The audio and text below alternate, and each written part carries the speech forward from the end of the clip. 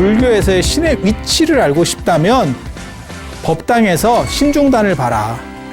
영산해상도 같은 데도 사천왕이 나오거든요. 그때는 서 있습니다. 주대종소법이라고 합니다. 주인은 센 사람은 크게 그리고, 추계시대 종교의 목적은 성인이 되는 데 있는 거고, 그 목적을 도달하는 방법으로서의 진리가 있는 거예요.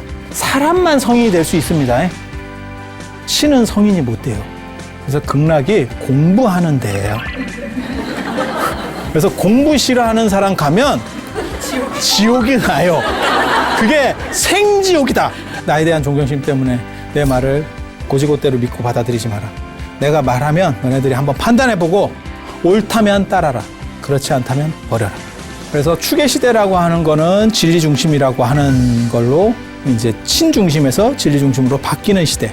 그리고 그 추계시대 때 나온 것들이 뭐냐면 이런 새로운 흐름들이에요.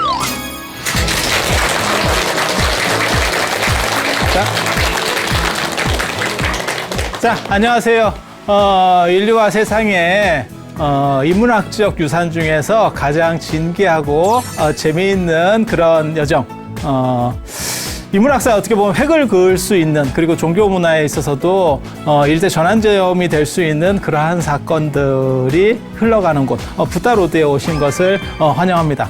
자, 오늘 얘기해 드릴 부분은요, 불교학개론이라는 데서 보면 언제나 나오는 전변설과 적취설, 어떻게 보면 굉장히 식상한 주제, 하지만 우리 보살님들은 잘 못 들어봤을 것 같기도 한 거, 그런 이야기들에 대해서 조금 해드릴 거예요. 세상을 누가 만들었을까에 대한 생각들을 옛날 사람들도 했어요. 그런 거 사실 궁금하지 않으세요? 이 세상은 어떻게 시작됐을까? 이 세상에는 끝이 있을까 없을까? 죽은 뒤에는 뭐가 있을까 없을까? 어때요? 예전에 기우라는 표현 아세요? 기우? 기우? 기나라 사람의 어리석음이라는 게 있거든요. 제가 예전에 하은주 이런 얘기를 해드렸었어요. 중국에 하나라 얘기를 해드렸는데, 하나라가 망하고 나서 이제 제사라도 지내 먹어라 라고 이렇게 조그만 나라를 띄워줬어요. 그게 기나라예요. 기나라. 그래서 기나라 사람들이 어리석다라는 이런 쪽으로 많이 나와요. 근데 그 기나라 사람 중에서 누가 있었냐면, 하늘이 무너질까 땅이 꺼질까를 이렇게 자꾸 고민하고 있었대. 쓸데없는 생각을 하고 있는 거지. 그렇게 사는 사람도 있었다는 거예요. 그게 이제 기우라고 하는 거거든요. 기나라 사람의 어리석음. 근데 그거 한들 뭐 하겠어? 결국 뭐 그런 일이 실제로 닥친다면, 그럼 죽는 거고. 그 다음에 그거를 계산한다고 그래서, 안 그러면 그걸 계속 걱정한다고 해서 바뀌는 게 있어요?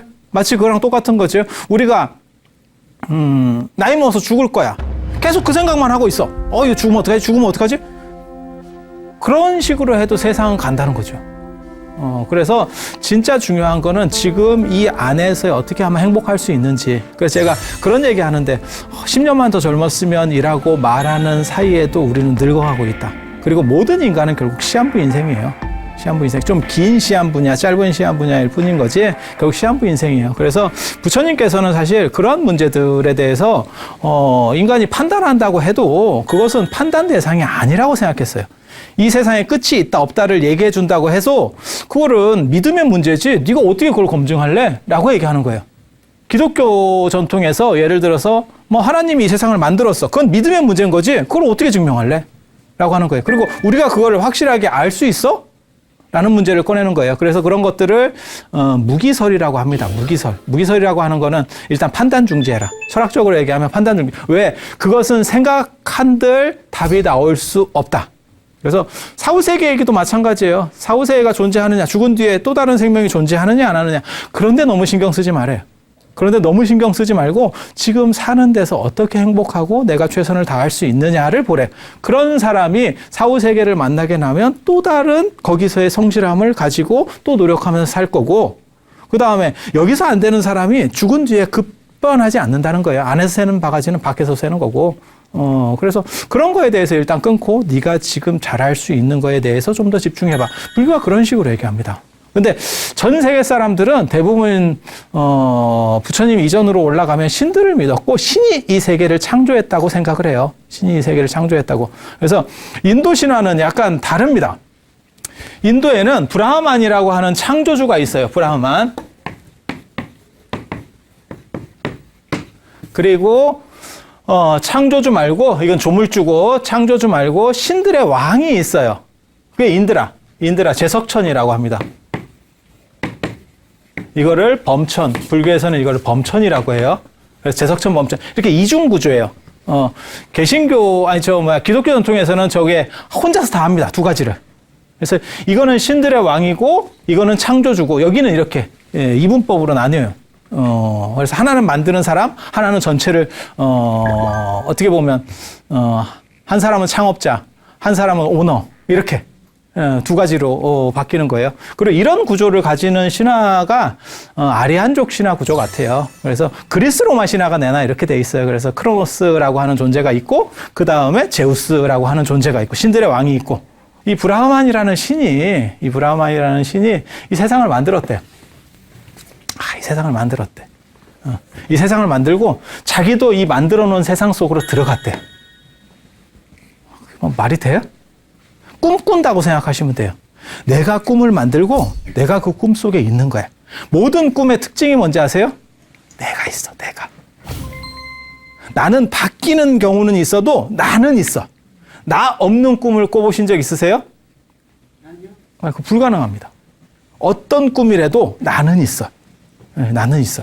그래서 그런 식이라고 생각하시면 돼요. 그래서 기독교 전통에서는 신이 이 세상을 만들고 이 세상 밖에 있어요. 이 세상 밖에 있는 거예요. 그런데 인도 전통에서는 신이 이 세상을 만들고 이 세상 속에 들어와 있어. 그래서 이 세계는 브라흐만의 일종의 꿈이고, 브라흐만의 꿈이고, 그러면 그 안에 여러 존재들이 있는 거예요. 꿈속에. 꿈속에 브라흐만도 있을 수 있고, 자기도 있을 수 있고, 꿈속에 내 꿈이지만 나도 있고, 그 다음에 또 다른 사람들도 A, B 뭐 이런 식으로 다 있을 수 있죠. 그죠? 다 있을 수 있어.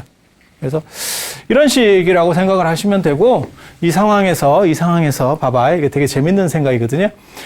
이렇게 꿈속에 있는 존재들은 실제로는 이 브라흐만과 다르지 않대. 이게 조금 어려운 개념이에요. 봐봐. 뭐하고 똑같냐면, 이 세상에 무한이 있어. 무한에 완전한 게 있어요. 이 무한 완전한 거에, 무한이 완전한 거예요. 이것의 일부는 완전한 걸까? 무한일까? 제가 알기로는 중학교 수학 시간에 아마 이게 나올 거예요. 무한의 부분은 무한이다. 무한의 부분은 무한이다. 유한이 합쳐진다고 해서 무한이 될 수는 없다. 그러니까 숫자를 계속 더하면 숫자가 커지는 거지, 그게 무한까지 갈 수는 없다. 그래서 무한이라는 걸 딱 이렇게 가정을 해버리면 이것의 일부는 무한이에요. 꿈이 전체가 브라흐만이면 이 꿈속에 있는 얘도 사실은 브라흐만인 거예요. 그런데 그걸 모르고 있대. 그래서 누군가 이것을 자각해서, 내 안에 있는 어떤 브라흐만의 품성을 자각해서 이것을 걷어내고 내가 곧 브라흐만이라는 거를 이해하면, 이게 힌두교에서 말하는 깨달음이에요. 저거를 범아이려라고 합니다. 이 브라흐만을 범이라고 하고, 그 다음에 이 나라고 하는 거를 아트만이라 그래요. 아트만. 그래서 범아는 이려, 같다. 보통은 나라고 하는 것에 이렇게 껍질이 쌓여가지고 이것을 잘 모른대요. 정확하게 잘 모른대요. 그런데 저것을 내가 브라흐만이라는 거를 잘 자각하면 모든 속박으로부터 벗어난대. 그걸 풀어서 벗었다 그래서 해탈이라고 하는 거예요.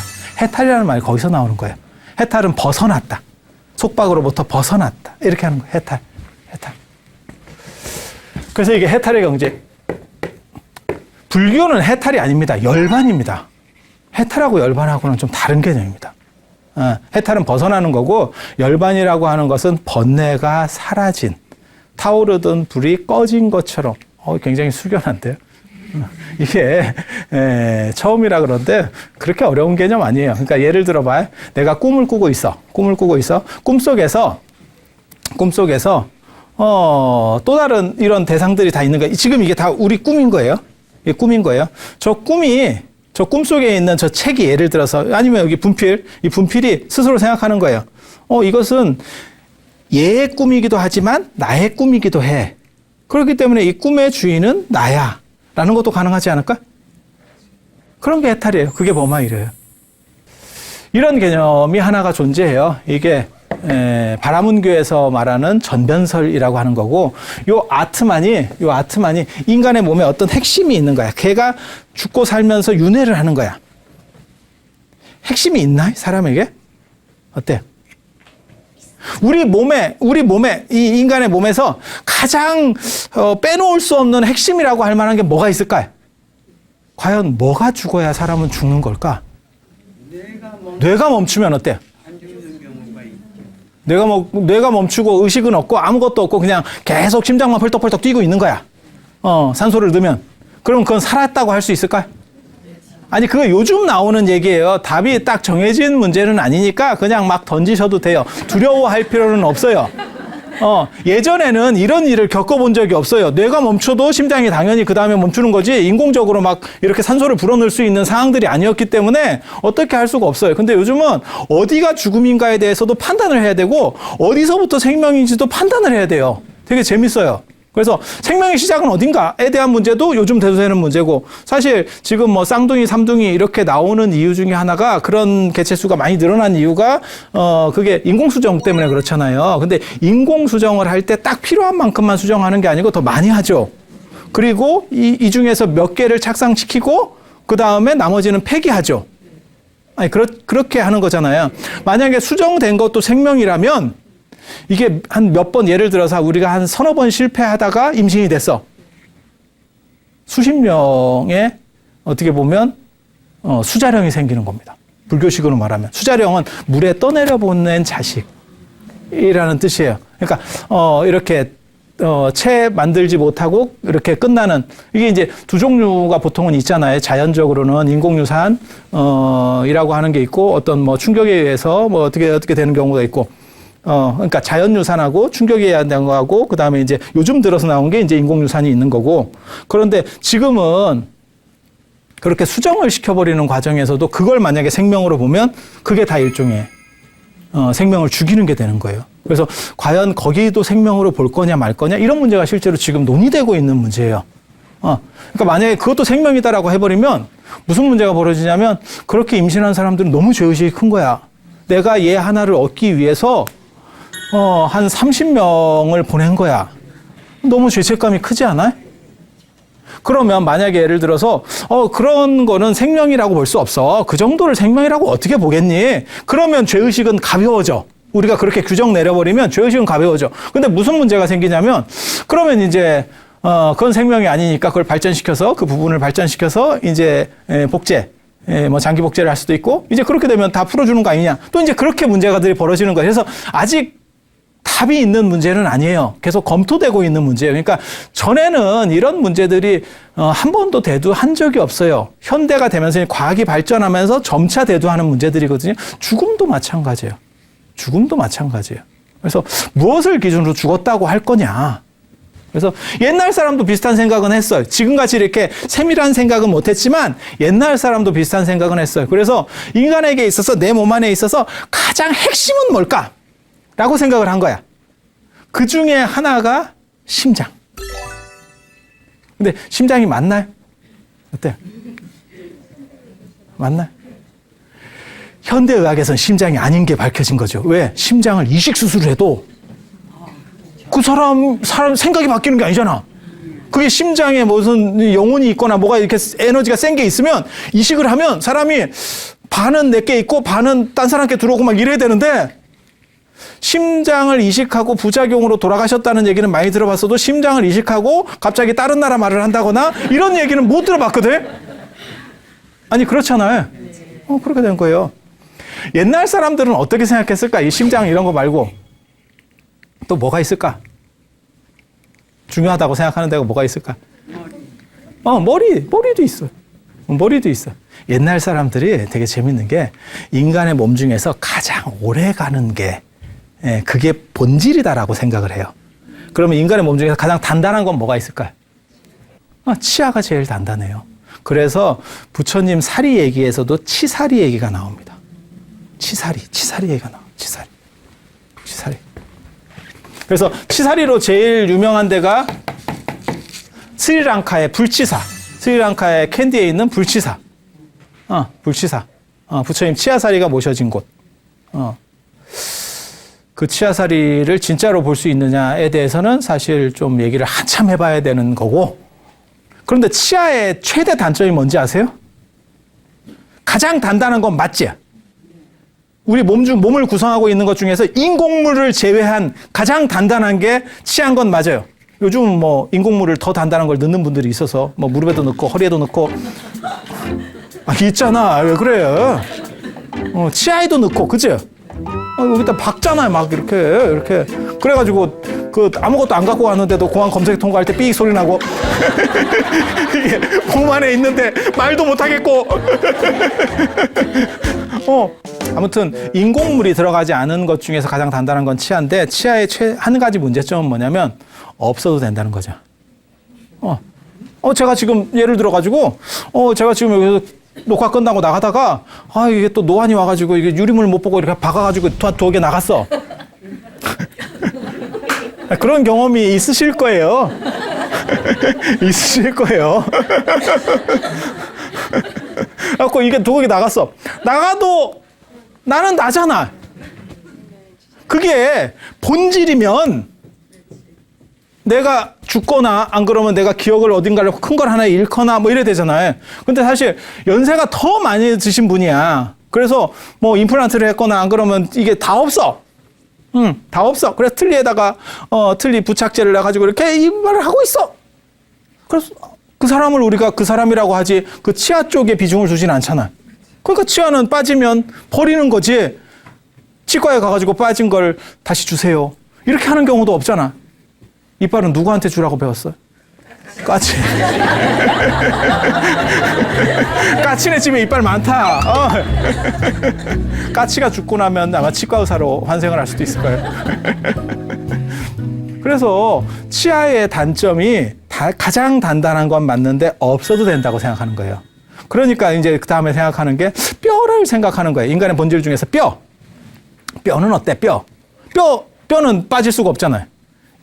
내가 해가 스님이야.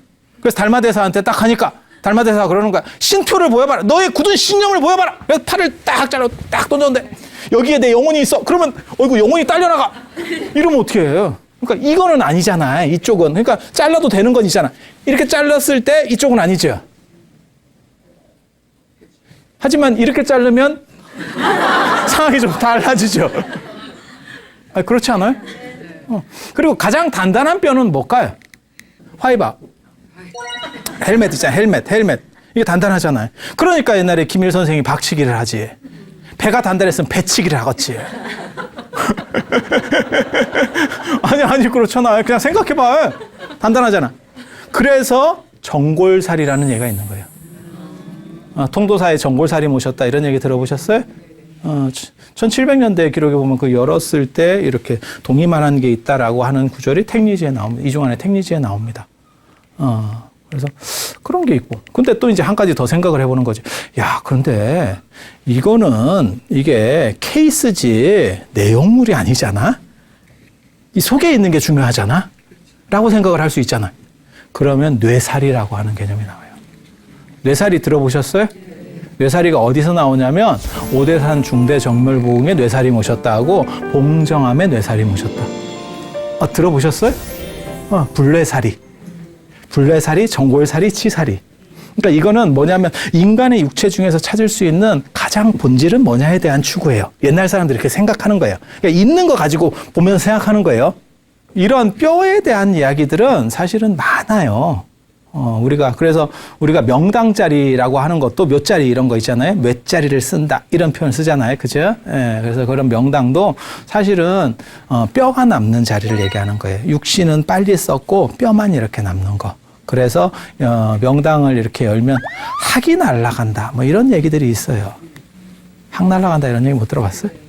일종의 밀폐같이 생겨가지고 이제 거기서 수분이 찼다가 딱 열면 뭐 생각하시면 되냐면 탄산음료 이렇게 탁 하면 촥 뭐 이런 뭐 적절한 비운지는 잘 모르겠지만 뭐 그래요. 그래서 뼈만 노릇노릇하게 착 나오는 거고 이 동아시아 전통에서는 미라되는 자리를 제일 안 좋은 자리로 봅니다. 그래서 그 뼈를 통해서 그 후손에게 기운이 전달된대. 그래서 살은 빨리 썩고 뼈는 오래 남아야 되는 자리가 명당 자리예요. 후손의 발복을 위해서. 그러니까 이 뼈에서 뼈로 기운이 움직여 가는 거예요. 동아시아에서는 그렇게 생각하는 거예요. 그렇게 생각하는 거예요. 그래서 그런 식으로 보는 전통이 있고 지금 뭐 관상 뭐 이런 얘기 하지만 실제로는 그게 골상이에요. 뼈의 생김새를 보고 그 사람의 기운이 어떤가를 보는 거예요. 그래서 저한테 사실 그런 얘기 물어보는 사람들 많이 있는데 성형하면 팔자가 바뀌어요? 바뀌어요. 바꿔도 손을 대도 이쁜 건 이쁜 거요.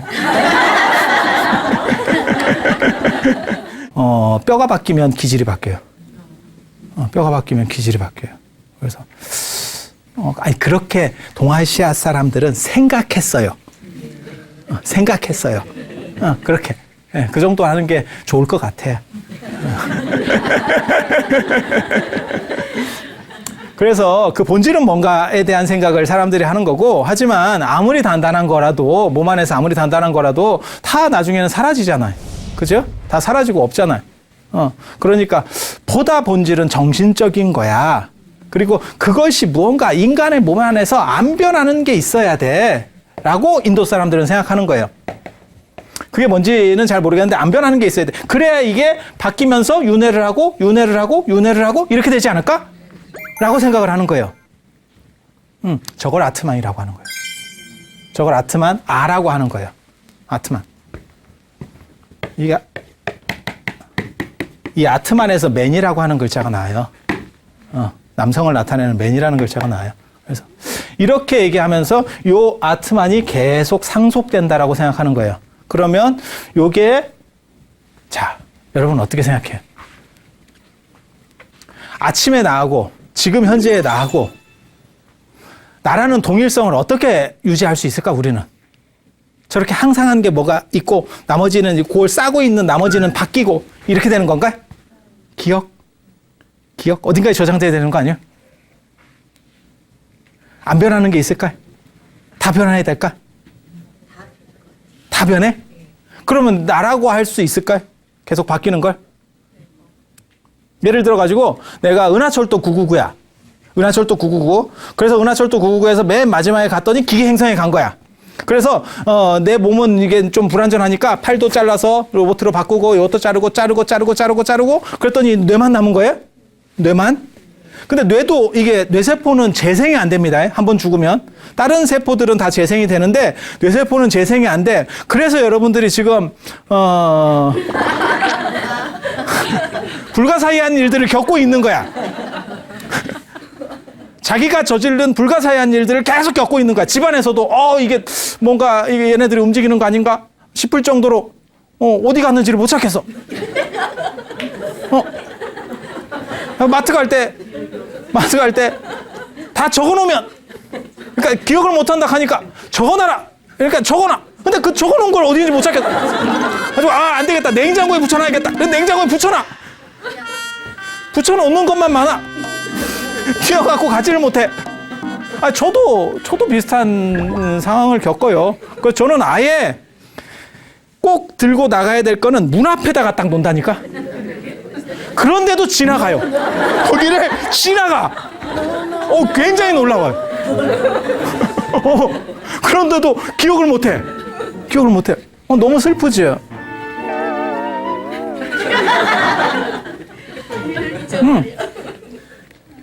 그래서 지금 이제 문제가 그게 이제 뇌세포가 다시 복구가 안 되니까 어쩔 수 없는 거예요. 그러니까 무슨 일을 이제 더 요즘 영화나 이런 데 보면 뭐가 나오는 거냐면 기억만 빼가지고 컴퓨터로 넣어버리는 거예요. 그리고 다른 몸을 만들어 놓은 뒤에 그쪽으로 그 기억을 이식시켜 버리는 거예요.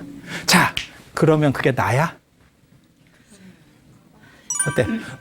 내가 상속된 건 한 개도 없잖아. 그게 나예요?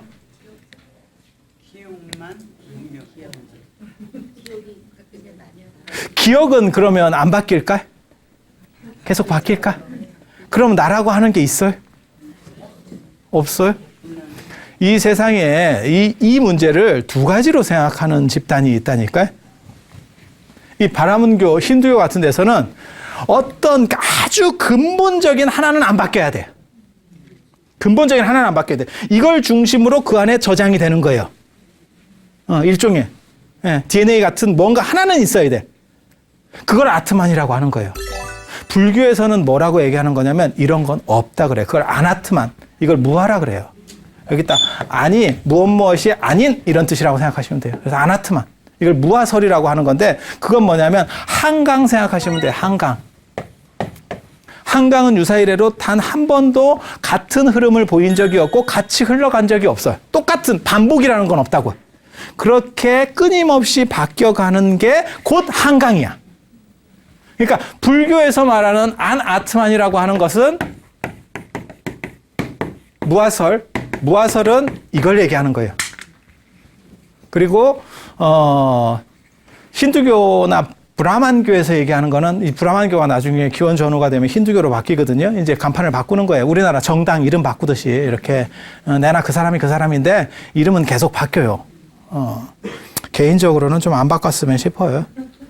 그래서 여기는 어떤 실체 하나는 안 바뀌고 전체 나머지 부분들은 계속 바뀌어간다고 생각하는 거고, 바뀌어간다고 생각하는 거고. 그리고 요 아트만은 누가 주는 거냐면 요 브라흐만이 넣어주는 거예요. 하나씩 탁 이렇게 브라흐만의 파편이라고 생각하시면 돼요. 그걸 우리가 갖고 있다라고 생각하면 돼. 갖고 있다라고 생각하면 돼. 그래서 내 안에 그런 완전한 브라흐만의 어떻게 보면 본질이 있기 때문에 그것을 내가 자각해서 무한하고 완전하다는 걸 자각하면 범아이려가 돼서 나는 해탈한다 라고 생각하는 게 우파니샤드에서 말하는 전변설이라고 하는 겁니다. 전변설. 근데 불교는 뭐라고 나중에 얘기하는 거냐면, 야, 안 바뀌는 기본 본질이 있으면 딴 거 다 바꿔도 결국은 그놈이 그놈 아니냐?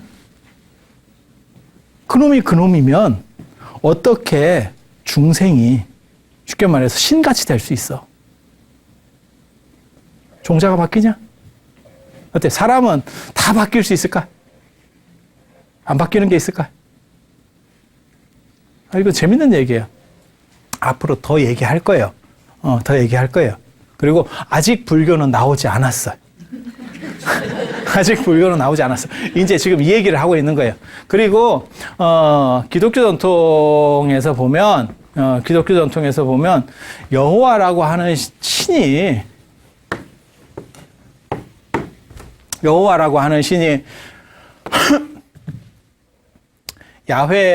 야훼가 이 세계를 만들고 자기는 밖에 있는 거예요. 여기 밖에 있는 거예요. 그리고 이 세계를 만들어 놓고 뭐하고 똑같은 거냐면 게임이라고 생각하시면 돼요. 게임. 인터넷 게임을 내가 뭐 블리자드, 뭐 안 그러면 무슨 뭐 넥슨 뭐 이래가지고 내가 만든 거예요. 리치 뭐 이런 걸 뭐 만든 거예요. 그래서 하나의 세계를 만들었어. 내가 그 회사 CEO야. 그래서 좀 만들었어. 그러면 나는 신이야. 그래서 내가 여기다가 뭐 아이템을 떨어뜨려 주겠다. 뭘 어떤 캐릭터를 만들어 주겠다. 이러면 이렇게 되는 거예요. 이렇게. 그래서 이게 좀 상태가 안 좋은 것 같아. 그럼 판을 한번 뒤집어 엎을까? 이러면 뭐 노아의 방주 뭐 이렇게 하고 만들어 놓고 심심하니까 여기다가 생명체를 하나 만들었대. 그래 흙으로 만들어서 이렇게. 그게 이제 아담. 근데 그걸 또 만들어 놓으니까 얘가 안 움직이더라는 거죠. 그래서 입김을 불어넣었대. 입을. 이렇게. 입김을. 자, 이게 되게 재밌는 얘기거든. 왜? 입김은 그 신인가 신이 아닌가? 신의 일부인가? 일부가 아닌가? 일부인가? 진짜? 내 입김이 나의 일부라고 볼 수 있어요? 예를 들어서 내가 손톱을 이렇게 좀 잘랐어. 이걸 가지고 기술이 좋으면 거기서 DNA를 추출해서 나를 복제할 수 있어. 내 입김으로 나를 복제할 수 있을까? 입김으로 가능할까? 입김으로는 입냄새 외에는 복제가 안 돼요. 그래서 입김이라는 게 이게 굉장히 좀 재밌는 개념이에요. 굉장히 재밌는 개념이에요. 그래서 여기에는 입김만 들어갔기 때문에 그거는 신의 일부가 아니고 신에게서 나온 거예요. 그냥 나온 거예요. 그러다 보니까 요거를 나중에 인간들이 이성이라고 생각하는 거거든요. 중세 시대에 교부 철학에서 이성이라고 하는 건데, 입김만 있기 때문에 요 입김 갖고는 신의 속성이 존재하지 않는 거예요. 그래서 천국에는 갈 수 있어도 신은 못 되는 겁니다. 신은 못 되는 겁니다. 바라문교에는, 이 브라만교에는 이 우리 안에 아트만이라는 신의 속성이 들어와 있는 거예요. 속성 중에 하나가, 일부가. 그래서 그거를 내가 완전하게 이렇게 깨어나게만 할 수 있으면 내가 곧 신이고 신이고 나야. 그래서 내가 신이 될 수 있는 거예요. 근데 이게 이 차이에 의해서 천국에 가느냐 신이 되느냐의 차이가 갈려요. 그래서 이게 이제 브라만교에서 말하는 전변설이라고 하는 거고, 그거는 이 아트만이 계속 상속하면서 이렇게 돌아다닌다 그래서 전변이에요. 굴러다닌다는 거예요, 그게. 예. 그래서 이게 오늘은 내가 됐다가, 뭐 다음 생에는 좀 상태가 좋아졌다가, 또 뭐 떨어졌다가, 왔다가 갔다가 이렇게. 예. 그렇게 간대요. 그게 쟤네가 얘기하는 얘기들. 근데 저기에서의 단점은 가장 본질적인 것이 바뀌지 않으면 가장 본질이 안 바뀌면 바뀌었다고 생각하는 것은 가면 같은 걸 밖에 될 수가 없다라고 얘기하는 거예요. 맨 처음에 이런 얘기들, 이 전변설이 나왔을 때, 이것도 굉장히 어떻게 보면 설득력이 있어요. 설득력. 그리고 이게 오히려 저거보다 훨씬 쉽습니다. 그래서 오늘날까지도 제일 사람들이 어려워하는 게 무화설이면 항상한 게 없는데 어떻게 윤회하느냐. 지금도 이제 요즘 나오는 얘기 중에서 과연 윤회라고 하는 게 불교의 본질이냐? 아니면 찌끼다시냐?에 대한 이야기가 있어요. 그러니까 윤회라는 부분이 없이도 불교는 돌아가느냐? 돌아간다는 게 정설이라고 보시면 돼요. 그러니까 윤회는 필수가 아니에요. 특히 동아시아 사람들은 윤회를 그렇게 잘 안 믿습니다. 인도 사람들은 윤회를 100% 믿습니다. 우리는 윤회를 그렇게까지 믿지는 않습니다. 그래서 동아시아 전통에서는 선종에서 돈오라고 하는, 지금 깨닫는다라고 하는 개념이 강한 거예요. 이 다음에 보자가 아니고 지금 이 자리에서 라고 하는 개념이 강한 거고, 그게 요즘으로 말하면 행복론입니다. 지금 행복하지 못하면 그것은 영원히 행복할 수 없다. 내일 보자라고 하는 건 별 볼 일 없다는 거예요. 그래서 어디까지 바뀔 수 있느냐에 대한 문제, 그리고 이것은 윤회에 있어서 상당히 설득력이 강해요. 그런데 왜 힌두교가 불교보다 종교 인구수가 더 많은 거 아세요? 종교 인구수로만 따지면 힌두교가 더 많아요. 그런데 힌두교는 인도 문화권 밖으로 단 한 번도 벗어난 적이 없어요. 그 이유는 뭐냐면 윤회론에 바탕을 하고 있기 때문에 윤회론을 수용하지 않는 집단에 들어갈 수가 없는 거예요. 불교는 윤회론을 해도 말이 되고 윤회론이 빠져도 말이 돼요. 큰 스님들이 참선해서 깨달음을 얻는 게 지금 깨달음을 얻어서 윤회를 끊는 거지 윤회를 하겠다는 게 아니에요. 그래서 윤회론이 없는 데서도 불교는 돌아가. 그래서 불교가 세계 보편 종교가 될 수 있었던 게 뭐냐면 윤회론으로부터 한결 자유로워요. 한결 자유로울 수 있는 거예요. 그래서 그런 문제들이 있어요. 그래서 무슨 문제가 나오냐면 무화설인데 이런 실체가 없는데 어떻게 윤회하느냐라고 사람들이 계속 물어보는 거예요. 근데 한강이 그렇게 흘러가는 거라니까. 우리도 그렇게 흘러가는 거예요. 우리가 세포가 좀 오래가는 세포가 있고 좀 빨리 없어지는 세포가 있어요. 그건 계속 우리가 세포가 이렇게 제 손이 지금 이러고 있는 것 같지만 실제로는 세포가 계속 죽었다 살았다 이러고 있는 거거든요. 지금 이게 LED 전멸하듯이. 우리가 핸드폰을 볼 때도 마찬가지잖아요. 그게 실제로는 빛이 계속 전멸하면서 우리가 그걸 보고 있는 거예요. 맞죠? 네. 항상하게 존재하는 게 아니고 그런 식으로 존재하는 거고, 불과 내가 몇 개월 지나면 내 몸에서 나랑 똑같은 지금까지 살고 있었던 세포는 존재하지 않는 거예요. 다 새로운 놈이요. 그게 무화설이에요. 항상한 것은 아무것도 없어도 돌아가요. 돌아가. 이 얘기가 나중에 중국 불교까지 나온다. 그게 이제 불성 얘기 나올 때. 복잡합니다. 그래서 이런 식의 어떤 설득 구조가 있었고, 이거는 뭘 얘기하려고 하는 거냐면 차등윤회론을 얘기하려고 하는 거예요. 나중에 그런 얘기를 해드릴 거예요. 그래서 인도 사람이 생각하는 윤회론하고 우리가 생각하는 윤회론이 다릅니다. 우리가 생각하는 윤회론하고는 다릅니다. 나중에 그 얘기를 또 해드릴 거예요. 나중에 그 얘기를 해드릴 거예요. 그냥 간단하게만 얘기해드리면 인도 사람들은 브라흐만은 브라흐만으로 윤회한다. 크샤트리아는 크샤트리아로 윤회한다라고 얘기해요. 크샤트리아, 귀족은 귀족으로 윤회하는 거고, 그 다음에 최고 지위, 성직자는 성직자로 윤회하는 거고, 평민은 평민으로 윤회하는 거고, 노예는 노예로 윤회하는 거야. 죽었다 깨어나도 노예는 노예인 거야. 누가 저런 얘기 했을 것 같아요? 위쪽 사람이 했겠지? 그렇지 않아요? 딱 봐도. 언제나 이걸 접근 방식이 뭐냐면, 저걸 누가 얘기했을까를 보려면 어떤 사람, 어떤 집단이 가장 많은 이익을 보느냐를 보면 돼요. 그 사람들이 대부분 만들어요. 그러니까 현대사회에서 돈 있는 사람이 다 해먹읍시다 라고 주장하는 사람은 돈 있는 사람이요. 능력제로 합시다 라고 얘기하는 사람은 머리 좋은 놈이요. 이런 식의 윤회론의 가장 합리적인 배경을 주기 때문에 이런 아트만설이 상당히 강세를 보이게 되거든요. 그리고 윤회론은 사실 저게 인도에서부터 계속 있었던 것도 아니에요. 원래 인도 하면 윤회론 이렇게 생각하지만 실제로 파고 들어가면 딱히 그런 것도 아니에요. 이러한 얘기 말고 사문들, 신흥 종교가, 신흥 사상가들이 새롭게 얘기하는 건 뭐냐면 이 세상은 요소로 되어 있다. 화학 생각하시면 돼요. 화학은 144개의 원소들이 어떻게 결합하느냐에 따라서 이 세계가 만들어진다. 우리도 그렇게 만들어진 거예요. 어떠한 핵심을 중심으로 해서 그것을 싸고 있는 것들이 변화하는 것이 아니고 실제로는 결합관계에 있다. 그래서 이제 무아설이 되는 거거든요. 그것이 이렇게 결합할 수도 있고 저렇게 결합할 수도 있는 거예요. 그러니까 예를 들어 봅시다. 이런 책상이 있어.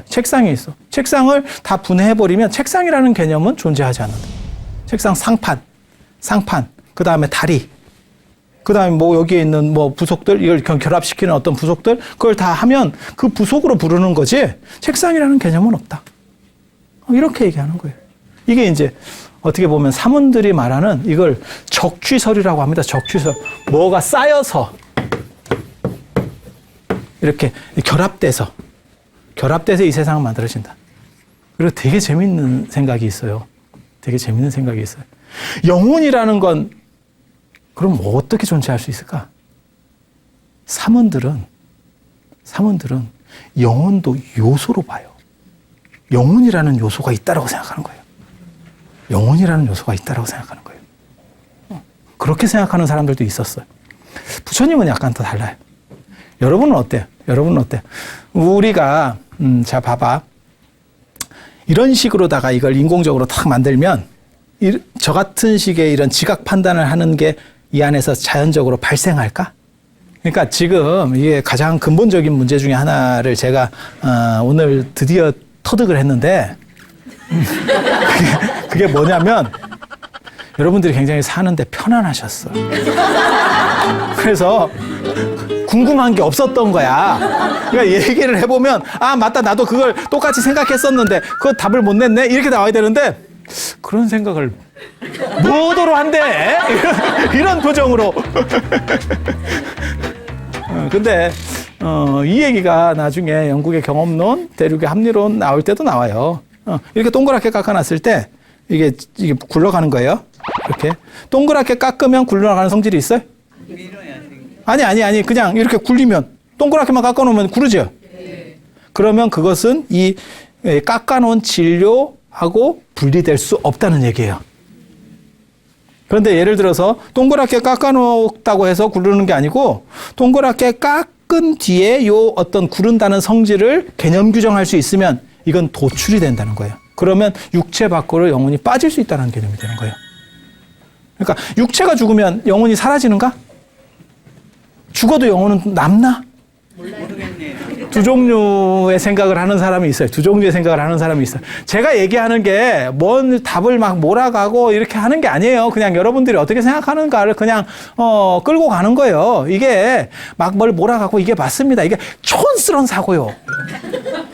그 외정시대 때 쓰던. 유교에서는 영혼은 육체하고 결합되어 있어서 분리할 수 없다라고 봐요. 분리할 수 없다라고 봐요. 이건 분리가 안 됩니다. 그럼 제사 지내고 그런 거 할 때는 어떻게 되는 겁니까? 육체가 사멸해도 그 잠재적 습기, 그러니까는 뭐라 할까, 관성의 법칙 같이 내가 기차가 브레이크를 밟아도 한 1km 정도 쭉 간다는 거거든요. 그건 내가 힘을 주는 게 아니고 그냥 남은 자녀 힘이 간 거야. 그래서 육체가 사멸해도 영혼이 한 방에 없어지는 게 아니고 그 자녀 힘이 있을 때가 있어. 그때까지만 제사를 지내는 거예요. 그래서 보통 4대 봉사 뭐 이런 얘기를 하는 거예요. 4대 봉사. 사실 요즘은 다 4대 봉사 하지만 원래는 4대 봉사를 하는 게 아니에요. 보통 사람은 부모까지만 지내는 거예요. 그리고 조금 신분이 높아가시면 이제 조부모까지 지내는 거고, 그렇게 이제 차등에 의해서, 그리고 이제 최고 귀족 정도가 올라가면, 귀족이라기보다는 뭐 양반 뭐 이런 식으로 최고급까지 올라가면 4대 봉사예요. 근데 조선 후기가 되면 너도 나도 다 양반이 됐기 때문에 다 4대 봉사를 지금 여러분들이 하고 계시는 거예요. 원래는 신분제에 의해서 제사를 지내는 게 달라요. 그리고 임금 제사는 계속 지내요. 그래서 종묘 같은 경우가 이렇게 쫙 옆으로 늘어나게 되는 게 그렇게 가는 거예요. 네. 그래서 신분에서 차등 제사라고 하는 게 있어요. 근데 조선 후기가 되면 다 양반이잖아. 이 양반, 저 양반. 싸우는 것도 양반아. 그 제가 그런 얘기도 하잖아요. 김도 양반이라고. 양반김. 뭐 김도 양반이 뭐 개나 거리나 다 양반인 세상이 되는 거예요. 그게. 그러다 보니까 여러분 지금 다 4대 봉사를 하는 거예요. 그런데 영원히 제사를 지내느냐? 그렇지 않죠. 그러니까 그것이 사라질 때까지. 그리고 보통 그 기간은 기억하는 사람이 존재하느냐까지. 그래서 유교에서는 육체밖에 영혼은 존재한다고 생각하지 않아요. 육체와 더불어 영혼은 결국 사멸한다고 생각해요. 어느 순간에 다 없어져. 그리고 불교는 육체 밖으로 영혼이 튀어나가는 거죠. 불교뿐만이 아니라 많은 종교에서는 영혼이 나간다고 생각해요. 그리고 저 튀어나가는 영혼이 이 바라문교에서는 이 아트만이라고 하는 핵심이 있고 그 핵심을 감싸고 있는 또 다른 나의 어떤 성격이라고 하는 거고, 불교는 이 핵심은 없고 모두 다 내가 만들어낸, 마치 나라고 하는 자기의식하고 같은 거예요. 자기의식은 우리가 태어날 때 가지고 나온 게 아니고 내가 한 겹 한 겹 마치 시루떡 이렇게 쌓듯이 쌓아가지고 나라를 만들어낸 거야. 그리고 이 자기의식이 사람을 대할 때마다 다 조금씩 바뀌어요. 부모님을 대할 때 나의 부모님이 반말을 해. 그러면 우리는 자기의식에서 당연히 긍정. 부모님이니까. 이게 자기의식이 다 다르다니까요. 사람 상대할 때도 다 달라요. 그리고 여러분이 결혼했을 때도 생각해 보세요. 그러면 그때 규정되었던 언어나 안 그러면 어떤 행동 방식이 지금도 그래요? 아니죠. 그때는 어떻게 보면 바깥 어른이 더 강력한 힘을 가졌고, 지금은 상전벽해가 돼서 세상이 이렇게 될지 몰랐지. 이렇게 되는 거예요. 이렇게 되는 거예요. 그래서 이런 부분들 생각하시면 돼요. 그래서 불교는 다 바뀐다고 생각하는 거고, 바라문교에서는 안 바뀌는 부분이 있다라고 생각하시면 되고, 그리고 또 한 가지, 하나는 영혼이 밖으로 나올 수 없다라고 보는 게 있고, 하나는 영혼이 나온다라고 보는 개념이 있고. 그래서 사람들이 이렇게 여러 가지 생각들을 하고 있어요. 여러 가지 생각들을 하고 있어요. 그래서 이러한 얘기들을 조금 더 들어갈 거예요. 조금 더. 언제? 칠판지우. 그냥 저런 사람들이 있었다 카더라 정도만 여러분들은 알아두시면 돼요. 철학의 주체, 종교의 주체가 누구냐에 따라서 말하는 게 다릅니다. 부처님 같은 경우가 사실은 귀족 출신인데도 불구하고 당신 출신 성분이 있기 때문에 불교가 훨씬 부드러워요. 공자가 평민 중에는 약간 떨어지는 평민이에요. 씨바지 아들입니다. 선생님은 어떻게 이렇게 재주가 많으십니까? 그러니까 공자는 막 못하는 일이 없어요. 뭐 미장하고, 막 하수도 하고, 막 벽지 바르고, 막 별일 다 해요. 뭐라고 공자가 대답했냐면, 어렸을 때 형편이 안 좋아서 내가 알바를 많이 했어. 알바 지옥 이러면서 했다는 거 아니에요?